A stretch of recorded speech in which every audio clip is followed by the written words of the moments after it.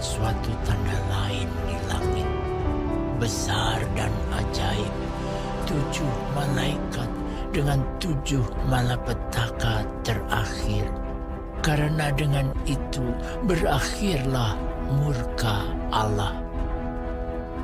Dan aku melihat sesuatu bagaikan lautan kaca bercampur api. Dan di tepi lautan kaca itu berdiri orang-orang yang telah mengalahkan binatang itu dan patungnya dan bilangan namanya. Pada mereka ada kecapi Allah. Dan mereka menyanyikan nyanyian Musa, hamba Allah, dan nyanyian anak domba, bunyinya, besar dan ajaib segala pekerjaanmu,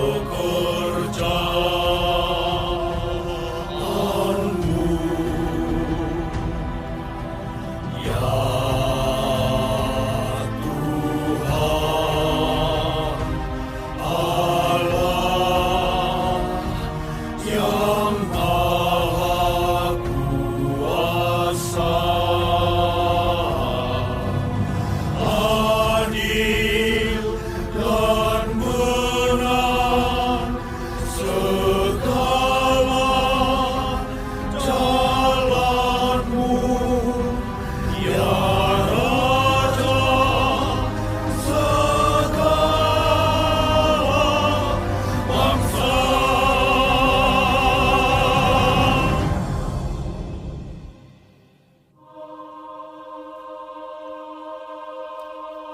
Siapakah yang tidak takut ya Tuhan, dan yang tidak memuliakan nama-Mu? Sebab Engkau saja yang kudus. Karena semua bangsa akan datang dan sujud menyembah Engkau. Sebab telah nyata kebenaran segala penghakiman-Mu. Kemudian daripada itu, aku melihat orang membuka bait suci, kemah kesaksian di sorga. Dan 7 malaikat dengan 7 malapetaka itu keluar dari bait suci, berpakaian lenan yang putih bersih dan berkilau-kilauan, dan dadanya berlilitkan ikat pinggang dari emas. Dan 1 dari ke-4 makhluk itu memberikan kepada ke-7 malaikat itu 7 cawan dari emas yang penuh berisi murka Allah, yaitu Allah yang hidup sampai selama-lamanya. Dan bait suci itu dipenuhi asap karena kemuliaan Allah dan karena kuasanya, dan seorang pun tidak dapat memasuki bait suci itu sebelum berakhir ke-7 malapetaka dari ke-7 malaikat itu.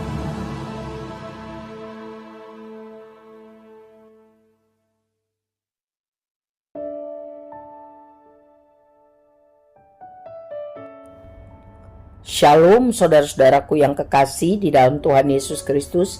Puji Tuhan kalau hari ini kita masih diberi kesempatan hidup dan juga masih diberi kesempatan mempelajari firman Tuhan dan tentu kerinduan untuk melakukannya. Dari Wahyu 15 mengenai nyanyian mereka yang menang, 7 malaikat dengan 7 cawan murka Allah.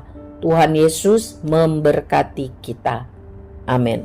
Saudara-saudara, di Wahyu 15 mengajarkan kita dalam perjanjian lama kita melihat kedahsyatan penghakiman Tuhan atas kejahatan bangsa-bangsa. Ya. Contohnya Firaun dan pasukannya tenggelam di laut Teberau karena mereka jahat memperbudak umat Israel. Ya. Padahal mereka sudah melihat betapa Tuhan memelihara Israel. Tetapi mereka tidak mau bertobat dari kejahatannya. Demikianlah kondisi menjelang akhir zaman. Kedahsyatan murka Allah akan berlipat-lipat kali ganda dan kengerian akan dinyatakan bagi orang-orang yang memperbudak diri di bawah kutuk dosa dan tidak mau bertobat. Puncak murka Tuhan dijelaskan melalui gambaran ketujuh cawan malapetaka yang akan mendatangkan kematian, kehancuran total atas dunia dan isinya. Memberi penjelasan bahwa kegenapan murka Tuhan akan dinyatakan dan kesempatan bertobat yang sudah diberikan akan ditutup atau selesai. Selain cawan, terlihat juga lautan kaca bercampur api dan umat Tuhan. Di sini kita bisa membayangkan mengenai umat Israel melihat dengan mata kepala sendiri kemusnahan Firaun dan pasukannya yang hebat itu di Laut Teberau. Dan mereka bisa menyanyikan puji-pujian kepada Tuhan. Hanya karena Tuhan mereka bisa selamat. Keluaran 15 mereka bersaksi betapa kemurahan Tuhan yang bertarung dan menang melawan kekuatan antikristus yang diwakili oleh Firaun dan pasukannya. Umat Tuhan dimampukan Tuhan untuk hidup, mempertahankan iman walaupun harus ditindas dan banyak yang kehilangan nyawa. Kematian bagi umat Tuhan bukan kekalahan, tetapi istirahat dari kesusahan hidup, ya, dan bergembira bersama Tuhan. Di mata Tuhan, kematian Tuhan bukan kekalahan tapi kemenangan, karena bisa mengakhiri perjuangan di dunia ini yang sementara. Sama seperti kematian Kristus, itu bukannya kehinaan, tetapi lambang kemenangan atas maut, ya, dengan kebangkitannya. Lambang kemenangan atas maut, ya. Lambang kemenangan atas segalanya. Yesus Kristus Tuhan kita telah menang, ya, dari tipu muslihat si iblis. Yohanes sang rasul memperlihatkan bahwa kekalahan, kebinasaan total si jahat hanya menunggu waktu sebentar lagi. Kemenangan besar bagi umat Tuhan yang setia sudah dekat di depan mata.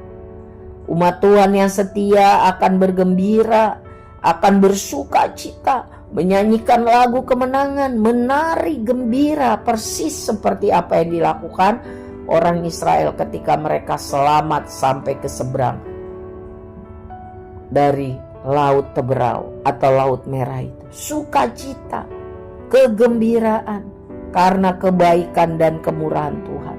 Bukan karena orang Israel hebat, tetapi karena Tuhan hebat, Tuhan baik, Tuhan setia. Saudara, perjuangan kita di dunia ini bukan melawan manusia, tetapi melawan kuasa-kuasa iblis, ya, dan orang-orang yang mau dipakai iblis. Mari kita sungguh-sungguh berlindung, berharap hanya kepada Tuhan, ya, sebab hanya Tuhan yang sanggup membebaskan dan menolong kita. Sebab hanya Tuhan tempat perlindungan, perhentian kita yang abadi. Tuhan adil, Tuhan benar, Tuhan baik, Tuhan setia. Mari kita lakukan bagian kita sungguh-sungguh sampai Tuhan katakan selesai, dan sabaslah orang yang percaya, taat, dan setia. Tuhan tolong kita, saudara. Amin.